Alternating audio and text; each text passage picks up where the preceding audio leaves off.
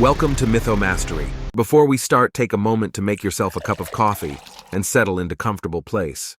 The Wendigo is a creature from Algonquian folklore primarily found in the northern forests of the United States and Canada, particularly among the Ojibwe, Cree, and other indigenous peoples. It's often depicted as a malevolent spirit or monster associated with winter, famine, and cannibalism. According to legend, the Wendigo is believed to possess an insatiable hunger for human flesh and is said to lure unsuspecting travelers into its grasp. In some versions of the legend, the Wendigo is a cursed human who has resorted to cannibalism during desperate times, transforming into a monstrous creature as a result. Other tales depict it as a malevolent spirit that possesses individuals, driving them to commit acts of cannibalism and transforming them into Wendigos themselves. The Wendigo preying on those who are lost or starving in the wilderness. It's said to possess supernatural powers, including the ability to mimic human voices, to lure its victims to move swiftly and silently through the forest. In various representations, the Wendigo is depicted as a colossal humanoid with a heart of ice, its presence often heralded by a noxious odor or an inexplicable chill.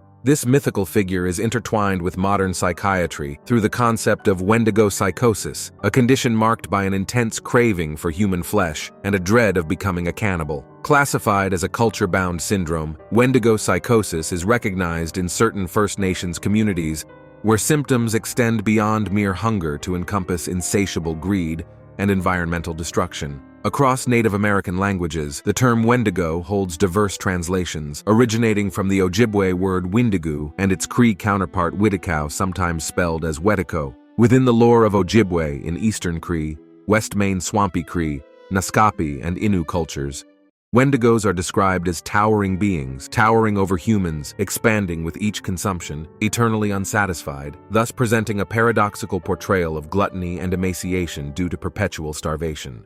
Legend also suggests that encountering or being pursued by a Wendigo can bring about madness and death. Some stories warn that merely speaking the name of the Wendigo can attract its attention and invite its malevolent presence. In one well-known historical case, Swift Runner, a Plains Cree trapper from Alberta, experienced what is now referred to as Wendigo psychosis. During the harsh winter of 1878, Swift Runner and his family faced starvation, resulting in the tragic death of his eldest son. Despite being only 25 miles away from emergency food supplies at a Hudson's Bay Company post, Swift Runner made the desperate decision to cannibalize his family. This case is often cited as an example of Wendigo psychosis, a phenomenon associated with intense hunger and the belief in supernatural possession. Although in many recorded cases of Wendigo psychosis, the individual has been eliminated to prevent the consumption of forbidden meat. Some Cree folklore recommends treatment by ingestion of fatty animal meats or drinking animal grease. Those treated may sometimes vomit ice as part of the curing process.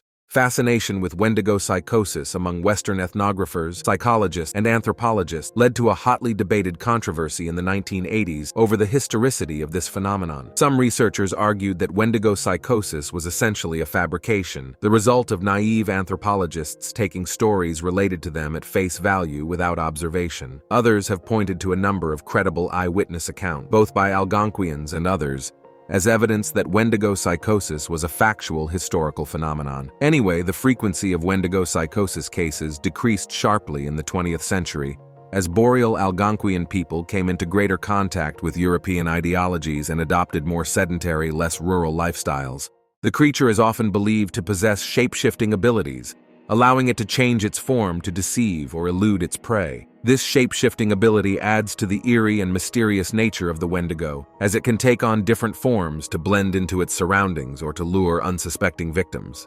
A Wendigo need not lose the human's powers of cognition or speech, and in some depictions may clearly communicate with its prospective victims or even threaten or taunt them. A specimen of folk story collected in the early 20th century by Lottie Chicagua Marsden, an ethnographer of the Chippewas of Rama First Nation, reads, "Once upon a time, a Wendigo encountered an Indian man. The Wendigo, hoping to eat the man, traveled with him, waiting for him to fatten up. Despite cutting the man's hand to check his weight, the man remained thin due to their constant travel. Eventually, they reached an Indian village where the Wendigo sent the man to gather food. The man warned the villagers about the Wendigo's presence and showed them his injured hand. The villagers confronted the Wendigo, disabling it, and ultimately defeating it, and ended the Wendigo's reign of terror." But the creature is an evil spirit or malevolent force rather than a physical being that can be defeated in a traditional sense. The creature's appearance is the result of being possessed by the malevolent spirit of the Wendigo, rather than being a physical being in its own right. The transformation into a Wendigo is a consequence of eating the forbidden meat. In these interpretations, individuals who commit such acts may become possessed by the Wendigo spirit. This transformation is seen as a manifestation of the individual's inner corruption and descent into darkness. The concept of the Wendigo as a spirit that possesses individuals and transforms them into monstrous beings was a central theme in many indigenous cultures and was used as a cautionary tale.